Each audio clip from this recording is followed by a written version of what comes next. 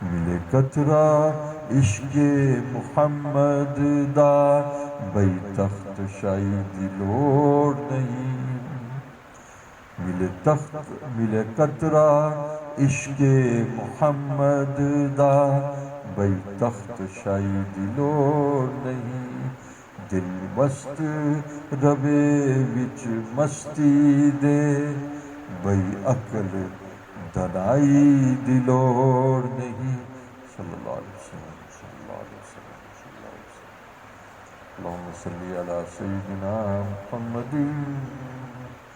وعلی آل سیدنا محمد وبارک وسلم صلی اللہ علیہ وسلم اللہم صلی علی سیدنا محمد وعلی آل سیدنا محمد وبارک وسلم لا الہ الا اللہ لا الہ الا اللہ لا الہ الا اللہ لا الہ الا اللہ لا الہ الا اللہ لا الہ الا اللہ لا الہ الا اللہ لا الہ الا اللہ لا الہ الا اللہ لا الہ الا اللہ لا الہ الا اللہ لا الہ الا اللہ لا الہ الا اللہ لا الہ الا اللہ لا الہ الا اللہ لا الہ الا اللہ مجھے تم معاف کرو یا کریم مجھے تم معاف کرو یا کریم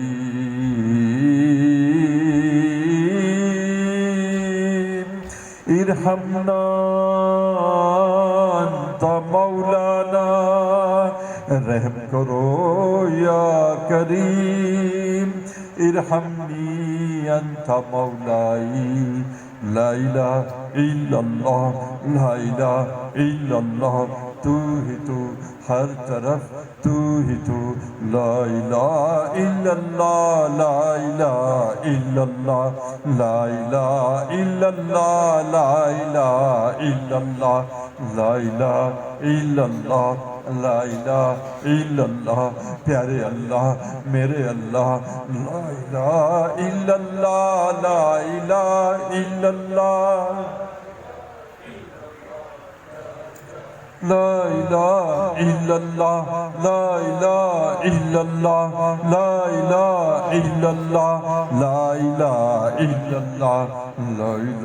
الا اللہ لا الہ الا اللہ لا الہ الا اللہ لا الہ الا اللہ لا الہ الا اللہ لا الہ الا اللہ لا الہ الا اللہ لا الہ الا اللہ لا الہ الا ہائے تجھ سے کیا محبت ہو گئی ایک تجھ سے کیا محبت ہو گئی ساری دنیا ہی سے نفرت ہو گئی لا الہ الا اللہ لا الہ الا اللہ لا الہ الا اللہ لا الہ الا اللہ تو ہی تو ہر طرف تو ہی تو لا الہ الا اللہ لا الہ الا اللہ لا الہ الا اللہ لا الہ الا اللہ لا الہ الا اللہ لا الہ الا اللہ لا الہ الا اللہ پیارے اللہ میرے اللہ لا الہ الا اللہ لا الہ الا اللہ لا الہ الا اللہ لا الہ الا اللہ لا الہ الا اللہ لا الہ الا اللہ لا الہ الا اللہ لا الہ الا اللہ لا الہ الا اللہ لا الہ الا اللہ لا الہ الا اللہ لا الہ الا اللہ لا الہ الا اللہ لا الہ الا اللہ لا الہ الا اللہ لا الہ الا اللہ محمد رسول اللہ صلی اللہ علیہ وسلم آ گئے پہلو میں راحت ہو گئی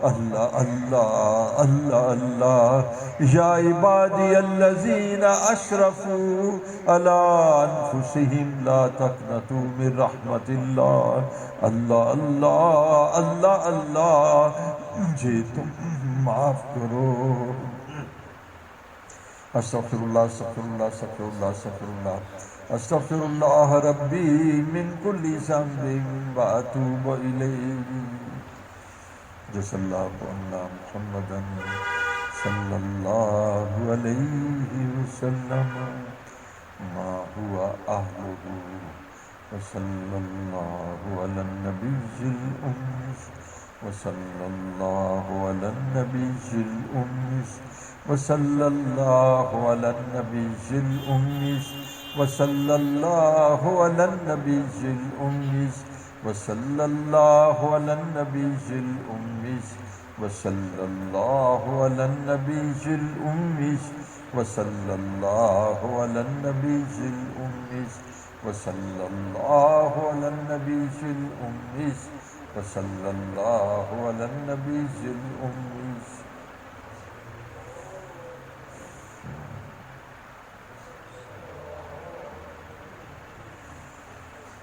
نہ کوئی سلیقہ ہے بندگی کا نہ بندگی میری بندگی ہے یہ سب تمہارا کرم ہے آقا کہ بات اب تک بنی لا الہ الا اللہ محمد رسول اللہ یہ عاجز بندہ گناہوں سے اٹا ہوا تیرے ساتھ اللہ حسن رکھتا ہوا اللہ میری اس مجلس میں تیرے فضل سے تیری رحمت سے تیرے جود و صفا سے کسی ایک کو بھی رد نہ کیجیے قلوب کو بدل دیجیے ہدایت سے سینوں کو بھر دیجیے آنے والوں کے مسائل حل کر دیجیے بے روزگاری کو ختم کر دیجیے پریشانیوں کو مٹا دیجیے اللہ ڈپریشن انزائٹی کو ختم کر دیجیے جتنے بھی احباب جتنے بھی نوجوان ان کے سینوں کی ہدایت کا موقع ہماری دعاؤں کو قبول فرمائے ہمارے محترم بزرگ تشریف فرمائے ان کو اللہ ہر قسم کی نرگس بیماری سے یا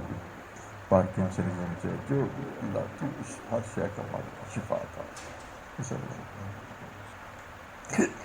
یا اللہ بریگیڈیئر امین صاحب کے چھوٹے بھائی انتقال کر کے کرنل صاحب اللہ ان کی درجات بلند فرما اللہ بریگیڈیئر امین کی زندگی میں جو ہمارے صالحوں کی دفعہ ان کی مغفرت فرما جس اللہ